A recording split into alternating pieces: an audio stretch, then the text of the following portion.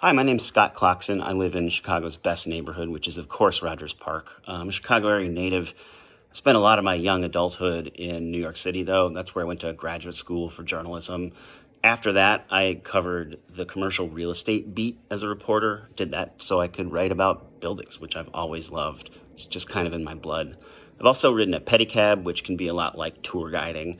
Been a bike messenger.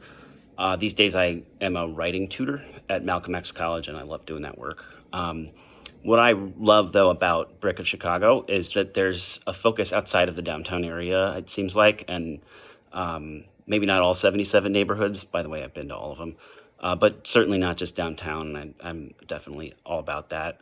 Been a nerd about the city my whole life. When I was 11, I rode my bike from the suburb I grew up in downtown just to like be there. Didn't tell my parents. When a couple years ago I applied to be a Chicago Architecture Center docent and do their whole docent training program, they didn't accept me, which I thought was kind of weird. Maybe they were like a little intimidated or something by the video, which I'm including at the end here of myself at 10 talking about buildings. I have a Daniel Burnham tattoo. Yes, that quote.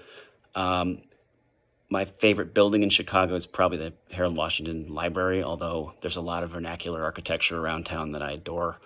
What am I passionate about? Riding bikes is the thing I'm going to say. I once rode from New York City to Chicago. It took 11 days. No, I won't do it again. Yes, I have read The Power Broker cover to cover. Okay, hi. As you can see, right over here, we have the Daily Plaza Center and the Stone Container Building.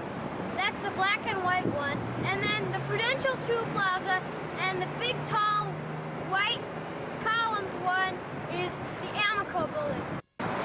Lots of people think that the Amoco Building is shorter than the John Hancock Building, but actually, factually, it is 9 feet taller than the John Hancock Building.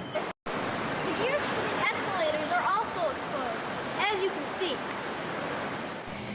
There's the Chicago River. You can see a touring boat now going behind a building.